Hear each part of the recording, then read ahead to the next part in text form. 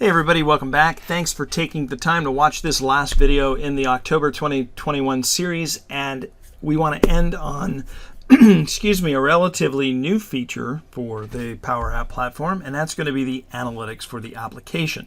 So when I select an app, this is the app that we've been showing and highlighting in this entire series, and you'll notice that now that this is selected on the ribbon or the toolbar, let me unselect that. See, there's only a handful of items. Now when I select it, I get all these other items. You'll see that there's a new preview item that's up here, and it's Analytic Preview. So that's one way of getting to it, right? Let me show you one other quick way. So if you click the ellipsis, also you can get to it down here in Analytic Preview. Anyway, so once you're in here, you get a dashboard essential overshot or overview of your information and the data. And this is for the last 30 days. And this is refreshed at this particular date at that particular time, and so you'll know how often everything is. Now they're actually using a Power BI report baked into this platform, which is really cool because they're kind of dog fooding their own platform for the platform itself, which is cool. There's three perspectives that I want to show you, and that is usage, and then they have something called performance, and every time you change it, unfortunately you have to go through this refresh, right?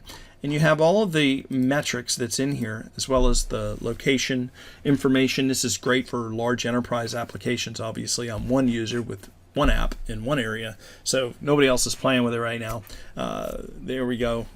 Just the United States. That's all I get. And some dismal performance because it's just me.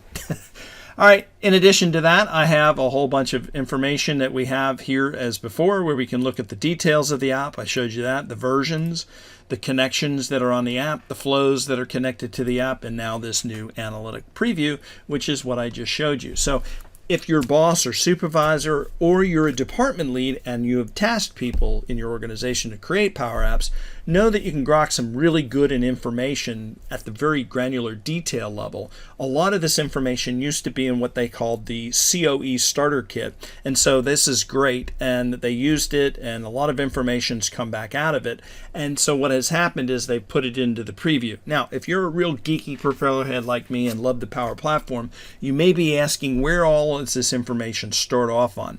Chances are most of it's stored inside of the Dataverse tenant. So if you have access to Dataverse and you can get into it, you should be able to come over here into tables. And if you've not done this before, I would encourage you to at least poke around and look around to see what kind of data you get.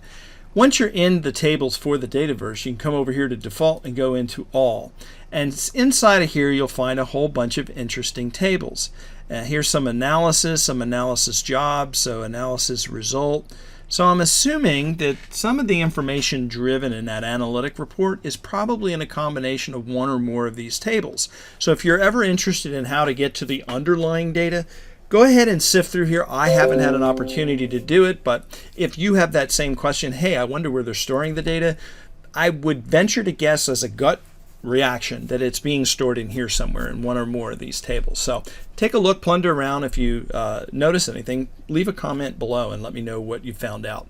And if I do that as well, maybe that'll be something for a future video. Anyway, that's it for this series. Thank you very much for taking the time once again to watch this. Thank you very much, and we'll see you soon. Bye-bye.